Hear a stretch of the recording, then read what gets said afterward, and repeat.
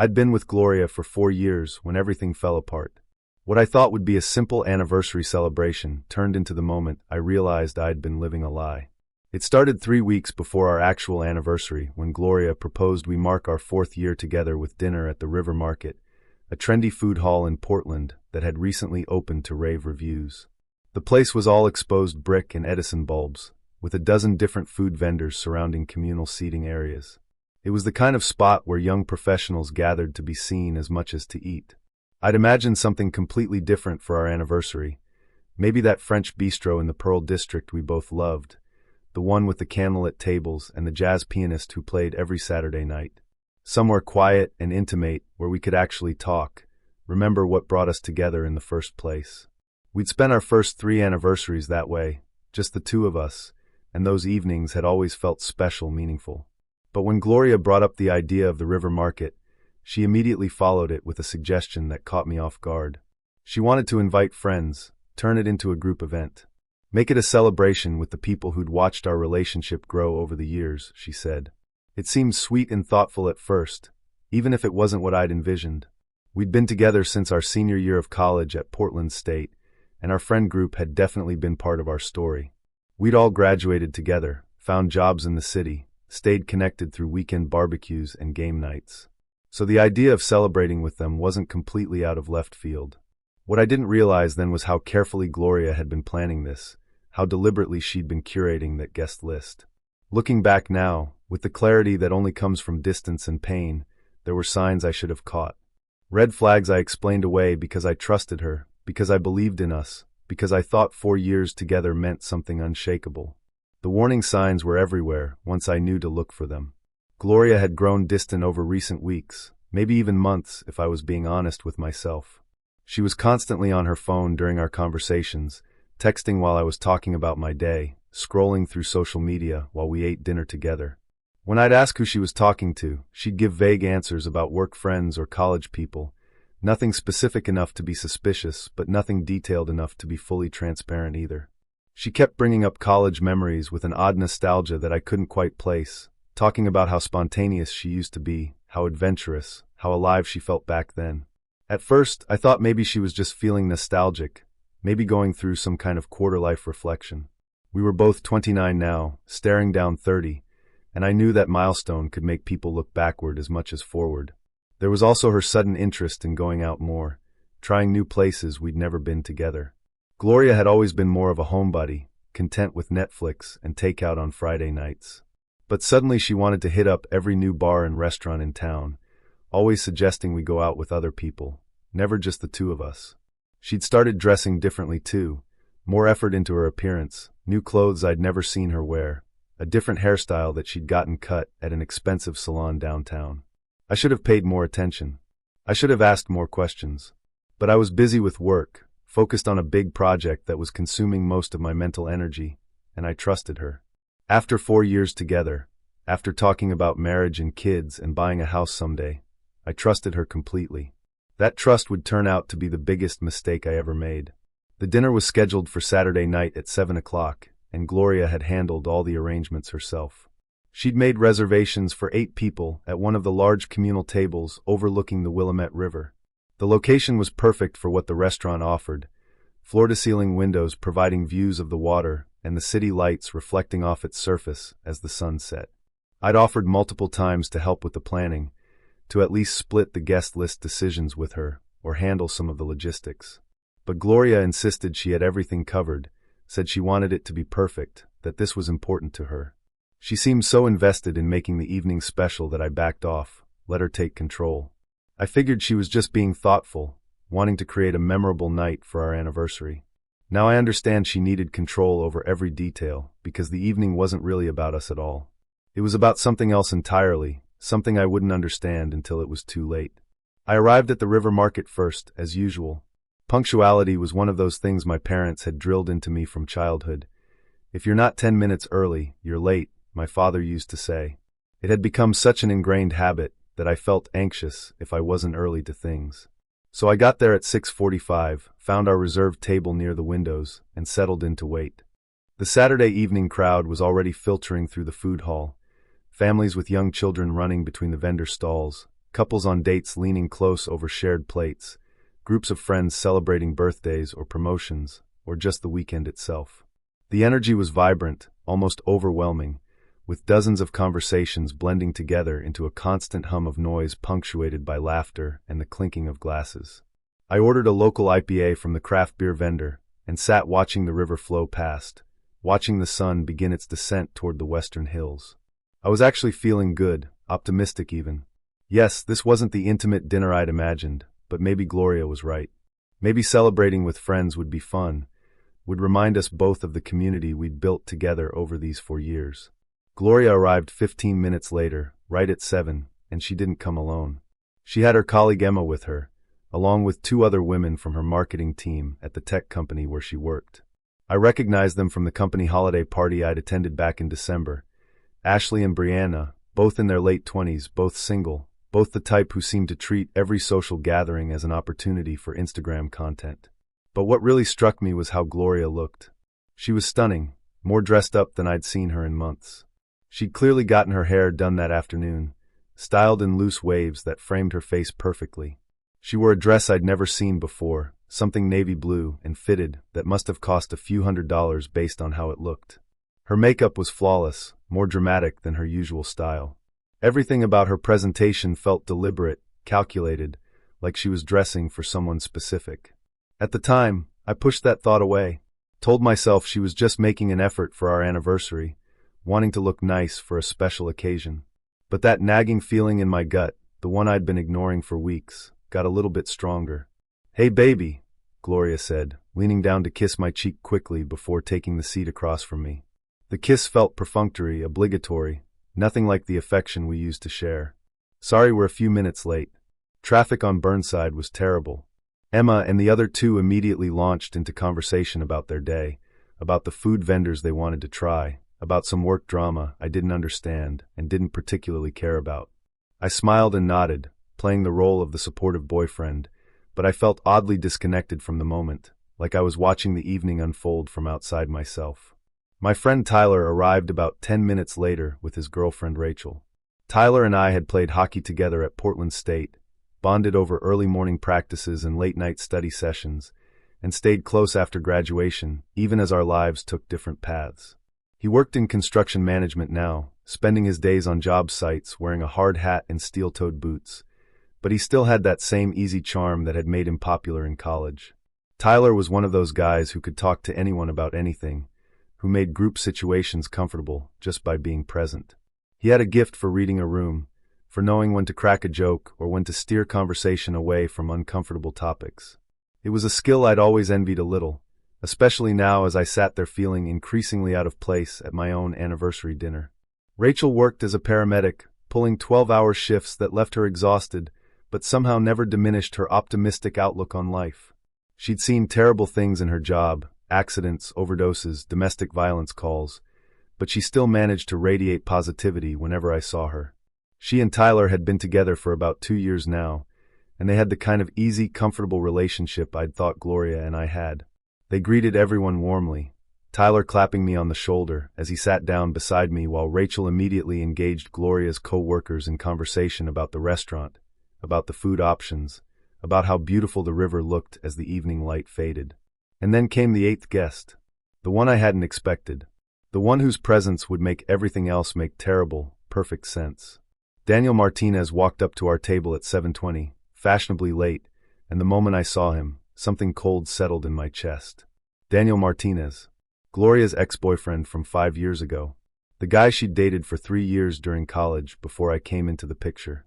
The one she'd called her first real love when we were in that early relationship phase of sharing past relationship stories, back when we stayed up until 2 in the morning talking about everything and nothing. They'd been serious, from what Gloria had told me. Talked about moving in together after graduation, made plans for a future that seemed inevitable at the time. But then Daniel got a job offer at a tech startup in San Francisco, right as they were finishing their senior year, and he'd taken it. The long-distance thing lasted about 6 months before it fell apart, and according to Gloria, the breakup had devastated her. She told me it took her months to get over him, months to feel like herself again, to stop checking her phone hoping he'd call, to stop stalking his social media looking for signs that he missed her too. She'd been in that weird limbo state of heartbreak when we met at a mutual friend's birthday party, and I'd been patient, understanding, willing to take things slow while she healed. I knew they'd stayed friendly on social media over the years. The occasional birthday wish, congratulations on job promotions, that kind of surface-level contact that felt harmless. What I didn't know, what Gloria had failed to mention in the 3 weeks leading up to this dinner, was that Daniel had moved back to Portland 2 months ago. What I really didn't know was that Gloria had been in regular contact with him since he got back, meeting up for coffee, exchanging texts, rebuilding whatever connection they'd once had. Daniel looked good, annoyingly so. He'd always been tall, but he'd filled out since college, clearly spending time in the gym. He had that tech industry casual expensive look down perfectly, designer jeans that probably cost $300, a fitted button-up shirt with the sleeves rolled to show off his forearms, leather boots that were somehow both rugged and refined. His watch alone probably cost more than my entire outfit. He had the kind of easy confidence that came from success, from never having to worry about money, from knowing that doors opened for him wherever he went. His smile was broad and genuine as he greeted the table, hugging Gloria a little too long, shaking hands with Tyler like they were old friends, even though I was pretty sure they'd never met before. When his eyes landed on me, there was a flicker of something, acknowledgement, maybe, or assessment. He extended his hand across the table. "You must be Hector," he said, his grip firm, his voice warm. "I've heard a lot about you. Gloria talks about you all the time." The lie was so smooth, so practiced, that I almost believed it. Almost. "Daniel," I said, keeping my voice neutral. "Gloria didn't mention you'd be joining us." "Last-minute addition," he said, sliding into the seat next to Gloria, directly across from me. "Emma thought it would be good to include some old college friends, and since I'm back in town and don't know many people yet."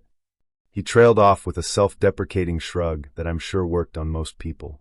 But I was watching Gloria's face, watching how she'd lit up the moment Daniel arrived, how her whole posture had changed. She was sitting up straighter, smiling more genuinely, her attention completely focused on him in a way it hadn't been focused on me in months.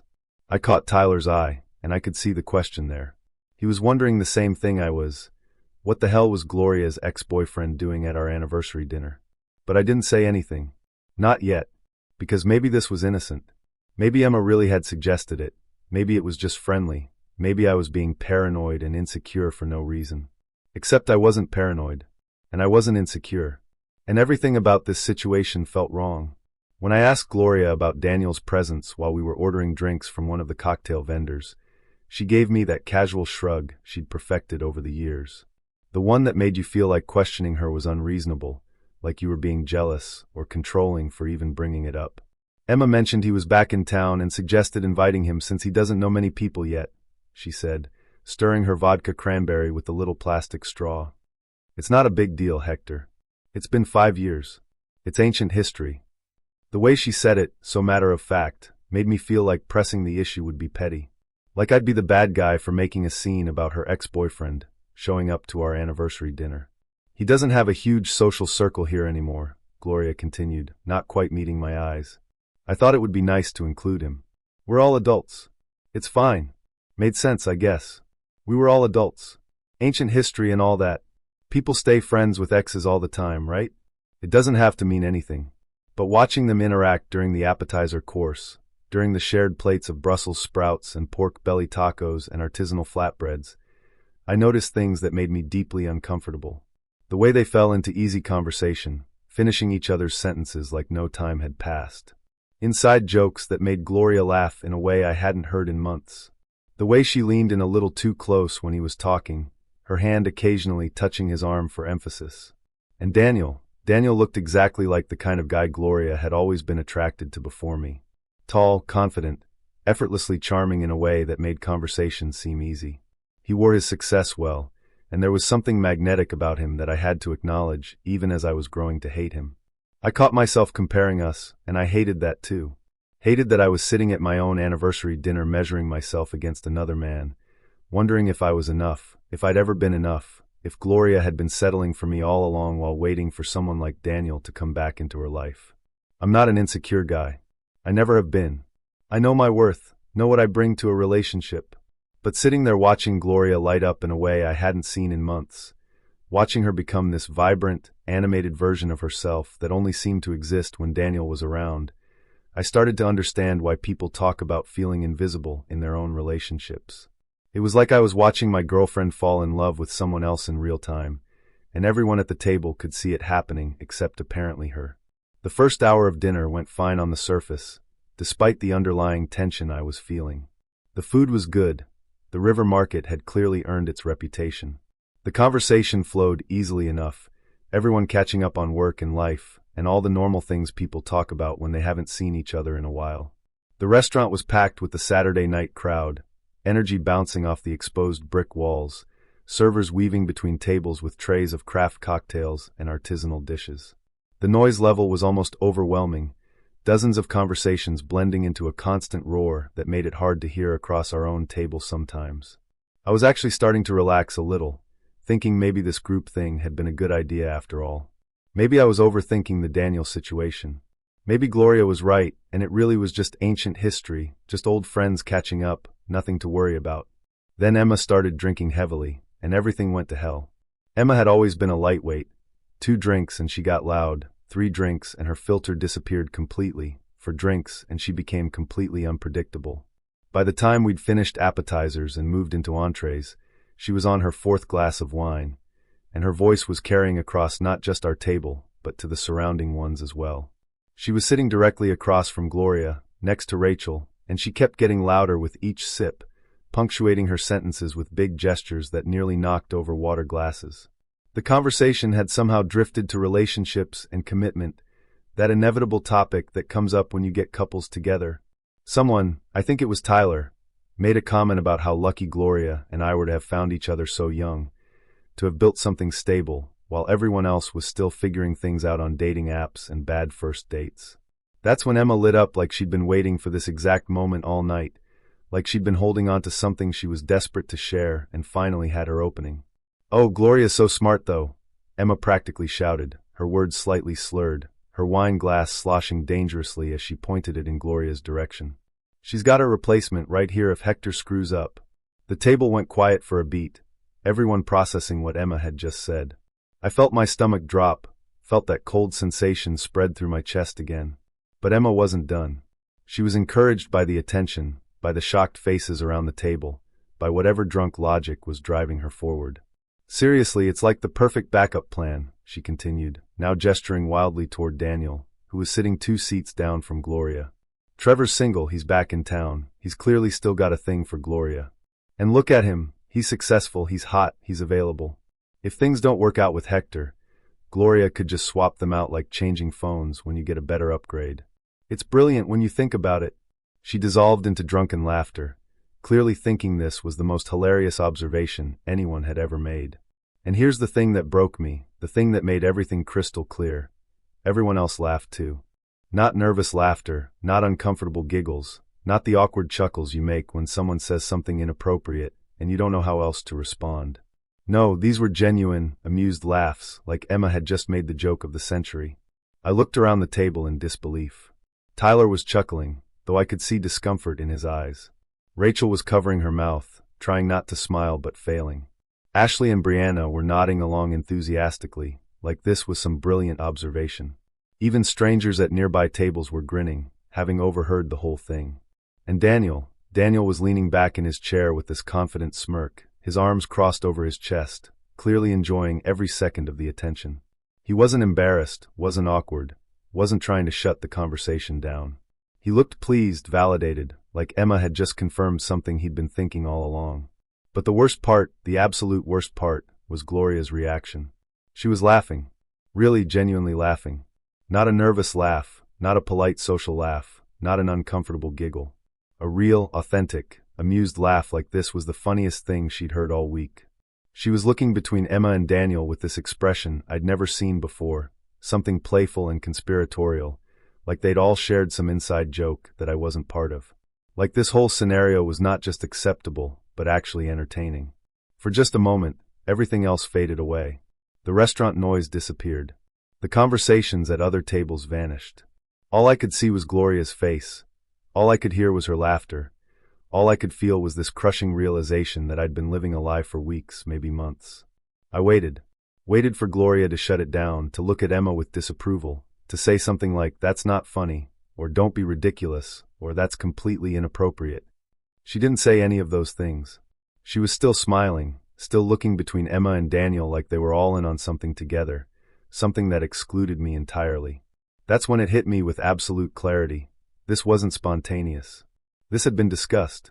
They'd talked about this before, Gloria and her friends, maybe Gloria and Daniel, maybe all of them together. The dinner, the guest list, Daniel being here, the whole setup was deliberate. I'd been brought here to be humiliated, to be tested, to see if I'd fight for Gloria or accept being treated as disposable. Something inside me went very calm, very cold, very clear. I set down my beer carefully, the glass making a soft sound against the wooden table. The laughter was starting to die down, people moving on to other topics, the moment passing like it had been nothing. I looked directly at Emma, my voice cutting through the conversation with perfect clarity. Sounds like you've all talked this through. The laughter stopped instantly. Emma's smile faltered, confusion crossing her flushed face. Ashley and Brianna suddenly found their drinks very interesting. Tyler went very still beside me, and I could feel Rachel tense up across the table. Gloria's face went pale, all that animation and joy draining out of it in an instant. She opened her mouth, closed it, opened it again. No words came out. I mean, you'd have to have discussed it before to know that Daniel's single, that he's available, that he'd be interested. I continued, my voice still calm, still controlled. You'd have to have talked about this backup plan scenario for it to be funny. So when did you all have this conversation? Was it before or after Gloria invited him to our anniversary dinner? Hector, Gloria started, but I held up my hand. Don't, I said simply. I stood up slowly, my chair scraping against the floor. Every eye at the table was on me now, and I could feel people at surrounding tables starting to watch too, sensing drama unfolding. I reached into my pocket and pulled out the promise ring I'd been wearing for 2 years. Gloria had given it to me after we moved in together, a symbol of commitment while we figured out our future, while we saved up for an engagement ring. It was simple, just a silver band, but it had meant everything to me. It felt heavier than usual as I looked at it in my palm. I walked around the table slowly, deliberately, until I was standing next to Daniel's chair. He wasn't smirking anymore. His eyes had gone wide, his confident posture collapsing as he realized what was happening. I held out the ring, letting it catch the light from the Edison bulbs overhead. Then there's no point dragging this out, I said, my voice carrying across the suddenly silent section of the restaurant. I dropped the ring into Daniel's palm, where it landed with a soft metallic sound. You wanted a backup plan. Congratulations, now you don't need one. Daniel just stared at the ring in his hand like I'd handed him a live grenade, like he couldn't comprehend what had just happened. I turned to Gloria. Her face was frozen in shock, tears already forming in her eyes, her hand reaching out toward me in a gesture that was too little, too late. Hector, please, she started, her voice breaking. Have a nice life, I said simply. Both of you. The entire restaurant section had gone quiet now. Other diners were openly staring. A server who'd been approaching our table had stopped mid-step, tray balanced in her hands, unsure whether to continue or retreat. Even the background music seemed to have faded, though that was probably just my perception. I didn't wait for anyone to respond. Didn't give Gloria a chance to explain or apologize or make excuses. I walked straight through the food hall, past the startled vendors, past the crowds of people eating and laughing and living their normal Saturday nights, out into the humid Portland evening. Behind me, I could hear chairs scraping, voices starting to overlap urgently, Gloria calling my name, Tyler saying something I couldn't make out. The whole dinner was dissolving into chaos, exactly as it deserved to. But I kept walking, and I didn't look back. Not even once. My car was parked 3 blocks away in a public lot. I walked through the cooling Portland evening, past couples holding hands, past groups of friends heading to bars, past all these people living normal lives who had no idea that mine had just imploded. I sat in the driver's seat for a long moment, hands gripping the steering wheel, staring at nothing. My phone was already buzzing insistently in my pocket, texts, calls, probably voicemails piling up. I pulled it out, saw Gloria's name flashing on the screen over and over, saw messages from Tyler, from Emma, even from Rachel. I turned the phone off completely and drove to my friend Owen's house in Hawthorne. Owen had been my roommate freshman year of college, one of those friendships that survives time and distance and life changes. He'd been through his own brutal divorce 18 months earlier, when his wife decided she needed to find herself with her personal trainer. He knew about betrayal, about public humiliation, about rebuilding from nothing. That's the thing about real friends. They know when to talk and when to just hand you a drink and exist in the same space. I crashed on his couch that night. Didn't sleep much. Every time I closed my eyes, I saw Gloria's face as she laughed at that joke, saw Daniel's smirk, heard Emma's drunken voice talking about backup plans and upgrades like I was disposable. Monday morning, I waited until 9, then drove back to our place in Northwest Portland. Her car was gone from our assigned parking spot. Good. The apartment looked frozen in time. Our coffee cups from Saturday morning still in the sink, her bag on the counter where she always dropped it, along with her tablet.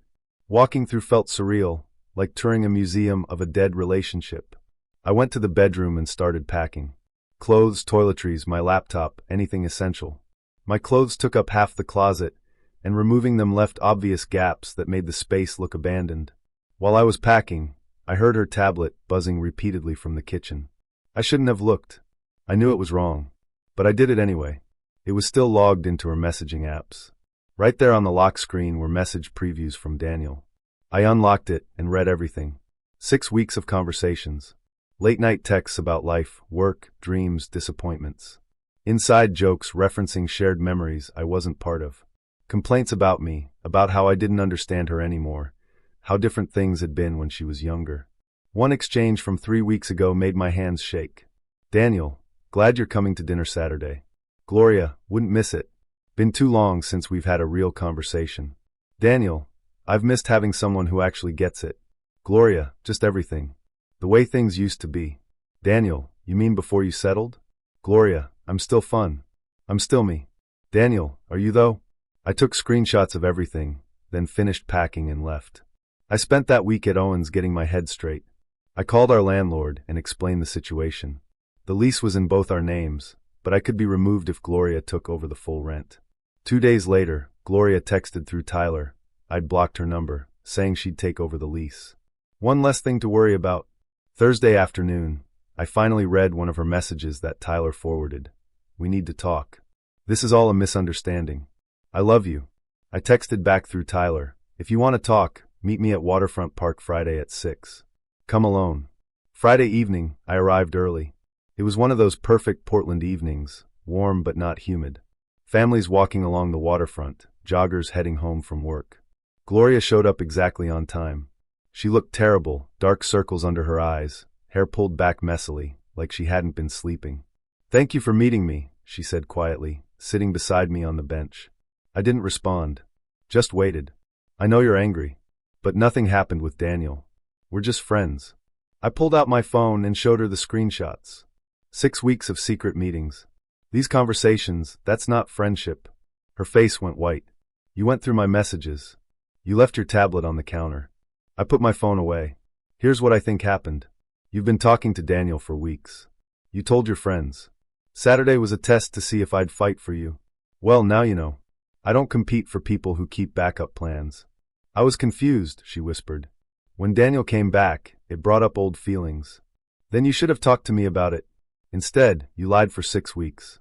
You let your friends turn our anniversary into a joke about replacing me. She was crying now. I love you. No, you don't. You love the idea of me. You love having someone reliable. But if you loved me, you wouldn't have done any of this. I stood up. You can keep the apartment. I don't care about the furniture or any of it. I just want out. What about Daniel? That's not my problem anymore. I walked away from that bench and never looked back. That anniversary dinner had been the best thing that ever happened to me. Not because I enjoyed the pain, but because it forced me to stop settling for less than I deserved. It taught me the difference between being someone's choice and being someone's option. My phone was silent in my pocket. My mind was clear. The future felt open and full of possibilities I didn't have to share with anyone who wasn't sure they wanted to be there. And for the first time in years, that felt like more than enough. It felt like everything. Thank you for watching the video to the end. YouTube may no longer suggest my channel to you, so subscribe to it to receive new interesting stories. You will also help the channel grow and improve the quality of its content. A playlist with other interesting stories that you can listen to is now displayed on the screen. You can also write in the comments what stories you would like to see on the channel.